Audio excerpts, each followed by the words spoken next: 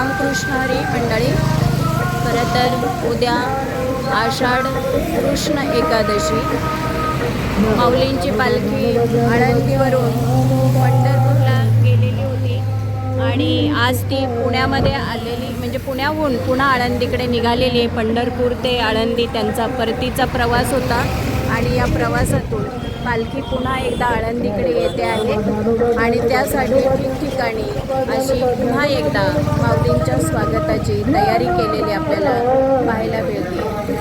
रामकृष्ण.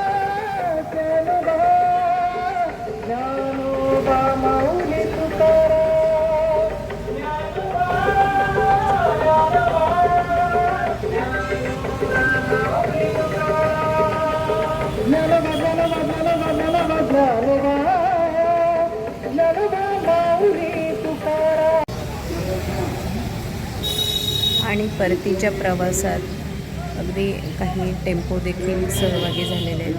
बघा, आधुनिक युग म्हणतोय आपण. श्री क्षेत्र ओतूर ते पंढरपूर पायी पालखी सोहळा, त्याचा हा रथ या ठिकाणी येऊन थांबलेला आहे. परंतु रथावर देखील किती सुंदर पोस्टर तयार केलेलं आहे, हे सुद्धा अगदी देखणं झालेलं आहे. तर मंडळी, आपण उभे आहोत पंचक्रोशीतल्या दिघी या गावामध्ये.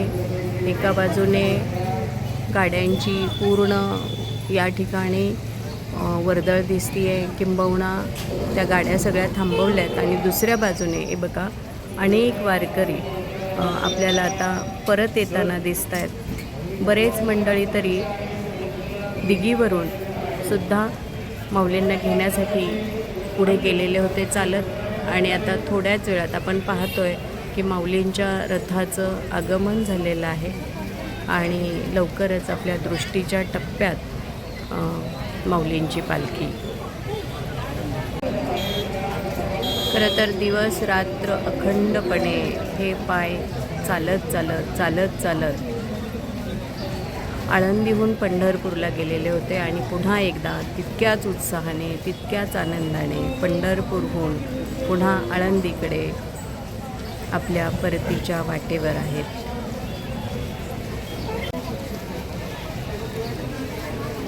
खरं तर आळंदीहून पंढरपूरला जाताना खूप मोठ्या संख्येने, म्हणजे जनसागरच जणू काही पुढे पुढे जातो आहे असं वाटतं.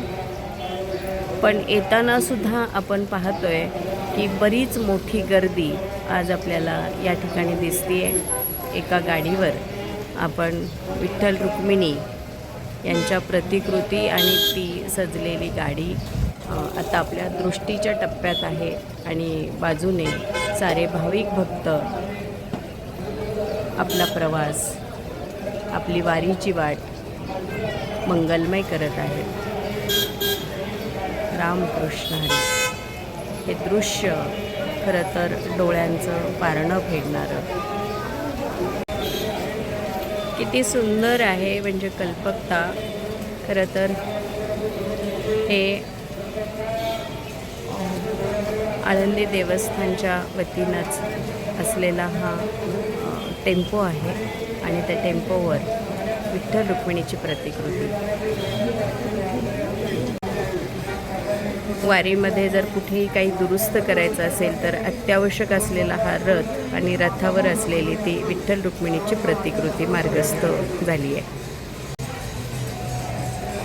यातील अत्यंत कमी लोक खरं तर आळंदी टू पंढरपूर आणि पंढरपूर टू आळंदी असे अत्यंत कमी वारकरी आहेत.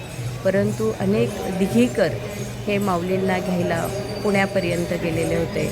अनेक आळंदीकर ते सुद्धा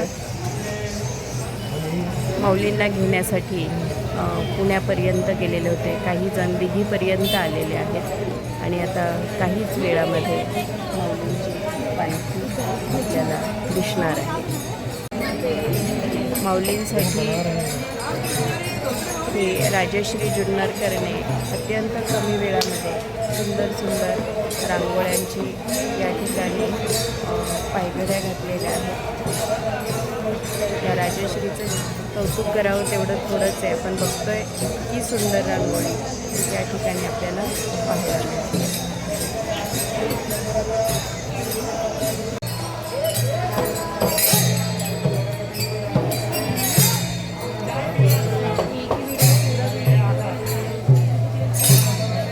बालवारकऱ्यांची ही वारीची आनंद घेण्याची वृत्ती, त्यांचे गुरुजी आणि वारकरी. आपण आत्ता जे पाहतोय तो नगारा आहे. माऊलींच्या पालखीच्या पुढे नगारा चालतो. हे पारंपरिक वाद्य आहे की जे आधीपासून माऊलींच्या पालखीसोबत प्रवास करत आहे. माऊलींचा पारंपरिक आणि मानाचा नगारखाना.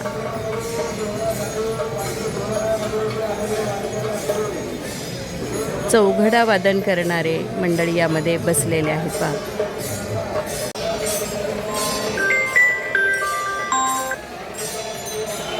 आणि पुन्हा एकदा आपण पाहतोय मोठ्या संख्येनं वारकरी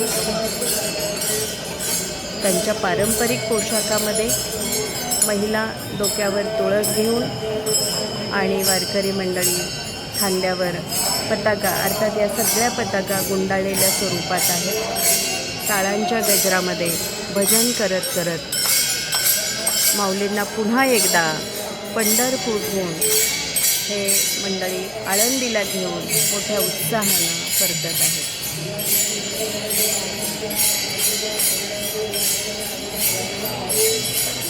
हे दृश्य अगदी डोळ्यासमोरून हलूच नये असं वाटणारं. माझ्या जीवीची आवडी पंढरपुरा नेन गुढी.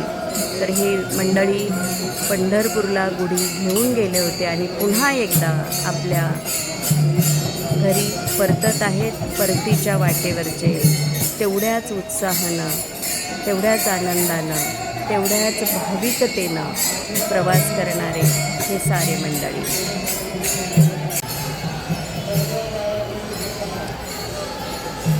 माऊलींसाठी घातलेल्या रांगोळीच्या पायघड्या, त्यावरून येणारे असंख्य वारकरी.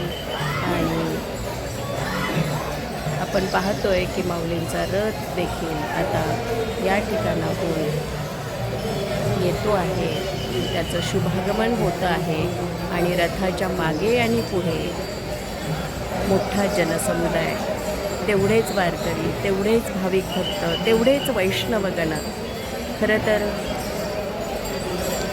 माऊली म्हणतच होते की जाईन गे माये तया पंढरपुरा, भेटे ना माहेरा आपुलिया. आणि असं हे माऊली पुन्हा एकदा परतत आहे आणि अनेक वारकरी मंडळींबरोबर. हे बघा, काही मुलं देखील तो रथ ओढत आहेत आणि तो चांदीचा रथ आपल्या इथून तो मार्गस्थ होतो आहे. रामकृष्ण हरी, रामकृष्ण हरी, रामकृष्ण. वारकरी संप्रदायाची परंपरा जपणारं एक जगातलं अद्भुत विश्व आपल्याला इकडे पाहायला मिळत आहे.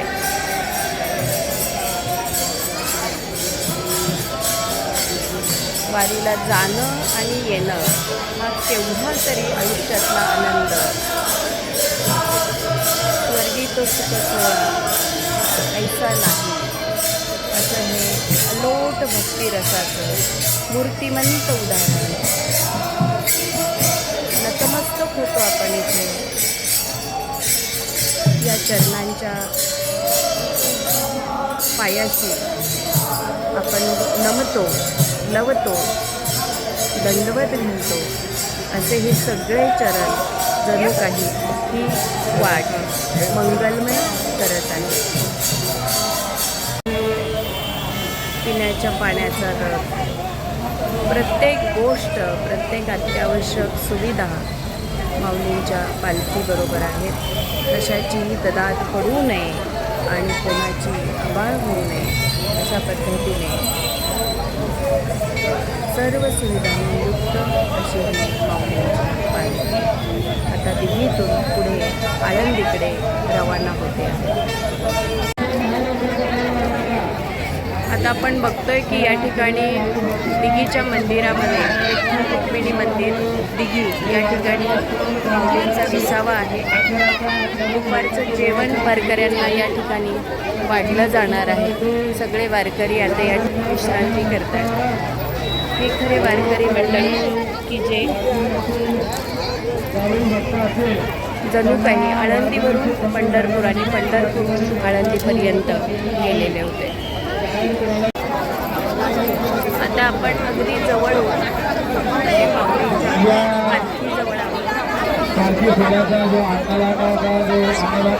या ठिकाणी थांबलेली आहे आणि वारकरी मंडळींना देवीच्या मंदिरामध्ये जेवणासाठी पंगत असली तर या ठिकाणी रामकृष्ण किती सुंदर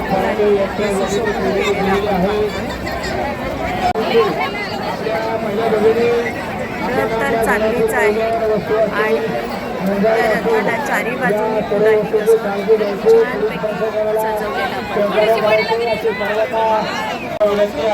आणि आता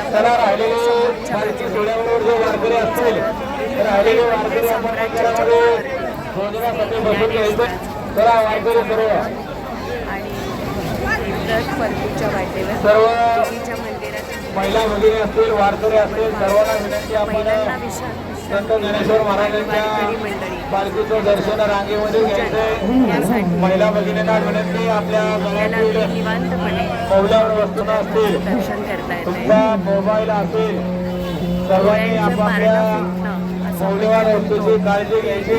आपल्याला पाहायला मिळतं.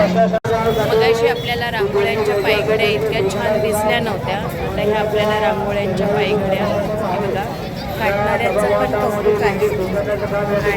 आणि त्याचप्रमाणे माऊली ज्या वाटेने जात आहेत त्या माऊलींचंही भाग्य, अनेक वारकऱ्यांचं भाग्य, प्रत्येकाची सेवा ही आपापल्या परीने अशा पद्धतीने इथे रुजू केली जाते.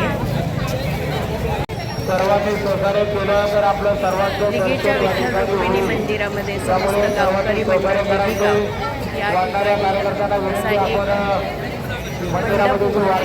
या अनेक वारकऱ्यांची राहण्याची सोय आहे आणि वारकरी विश्रांती करतायत, जेवण घेत आहेत आणि रथ मात्र या ठिकाणी सर्वांना मी म्हटलंच आहे सद्गुरू सारखा सीता पाटीला इतरांचा लेखक असं सद्गुरू प्रचंड श्रद्धा असणारे पंढरपूर परतून येत आहे आणि पुन्हा एकदा स्वस्थानी म्हणजे आळंदी या ठिकाणी काहीच वेळामध्ये रवाना होतात. सर्व वारकरी परंपरेला आपण बघतोय परतीच्या वारीमधले हे मंडळी वारकरी आहेत आणि डोक्यावर तुळस घेतलेल्या या छायाताई आहेत. खरं तर जाताना ताई तुम्ही जाताना पण तुळस घेऊन आणि येताना पण घेऊन आलं बघा तुम्ही. तुमच्या जीवापेक्षा पोटी असलेली ही तुळस आहे. काय वाटलं तुम्हाला? तुम्ही दमलात का? एक मुक्कामाचं दोन मुक्कामाचा एकच मुक्काम तरी मला वाटत होतं मी येणार नाही. बरं लय आनंद वाटला. माऊलीच माहिती वा वा. खरं तर मंडळी हा श्रद्धाभाव आहे, ही भक्ती आहे आणि छायाताईंना पुढील आयुष्यासाठी खरं तर माऊलीच त्यांच्यावर त्यांची छाया आहे. मला वाटत होतं जाताना तरी कोणतरी घेतो, येताना कसं देणार काही वाटलं नाही. खूप छान. तुमच्या चरणी साष्टांग दंडवत. रामकृष्णारी. परतीच्या प्रवासात आहेत आजोबा, वारकरी आहेत. पुन्हा एकदा पाहिलं तर गीतेचं वाचन चालू आहे म्हणजे सतत. ज्ञानदेव म्हणे नामजपहरीचे परंपरा त्याचे कुळशुद्ध, असे कुळशुद्ध असणारी ही सगळी मंडळी. असंख्य असंख्य कोटी कोटी प्रणाम या सगळ्या मंडळींच्या प्रती. आणि पुन्हा एकदा आता हे जे वाद्य वाजत आहे याचा अर्थ की आता पुन्हा एकदा सगळ्यांनी उभं राहायचं आहे आणि प्रवासासाठी सज्ज व्हायचं आहे. हे बघा हे सगळं वारीमध्ये न सांगता पाळले जाणारे संकेत आहेत, नियम आहेत. काहीच वेळामध्ये आता पुन्हा दिघीमधून पालखी पुढे आळंदीकडे मार्गस्थ होईल. आता पुन्हा बैलांना जी विश्रांती दिली होती, बैलांना झोपण्यासाठी घेऊन जात आहेत आणि पुन्हा एकदा ती रथाला झोपली जाते आणि आता नॉनस्टॉप आळंदीपर्यंत ही पालखी जाईल. अर्थात मध्ये थोरल्या पादुकांच्या तिथे सुद्धा थोडा वेळ थांबेल आणि आता रथाला बैल जोडून झालेले आहेत. काहीच वेळामध्ये प्रवास सुरू होईल.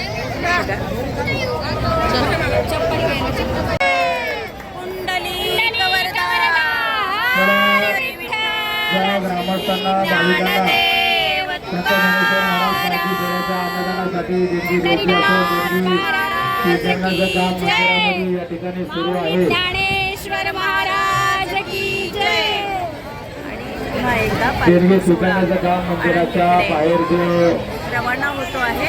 सभामंडप आहे या ठिकाणी देणगी या ठिकाणी स्वीकारण्याचं काम सुरू आहे. कार्यकर्ते मंडळी जरा वाढण्यावर लक्ष द्या. कार्यकर्ते माझा मंडळी नंबर घ्या आणि मला द्या. हा आनंद, हा सुख सोहळा खरंच सगळ्यात आपण पर्यटन केलं तरी हे वारकरी संप्रदायाचं लक्षण आहे, भूषण आहे आणि म्हणूनच हा आनंद, हा सोहळा पुन्हा पुन्हा डोळ्यात साठवावा अशा पद्धतीने आपण सतत आपल्या मनाच्या या ठिकाणी आपण साठवून ठेवूया. धन्यवाद. पुन्हा एकदा तितक्याच उत्साहानं, तितक्याच आनंदाने माऊलींना निरोप देण्यासाठी दिघीकर मोठ्या प्रेमानं माऊलींबरोबर भावभक्तीने चालत आहे.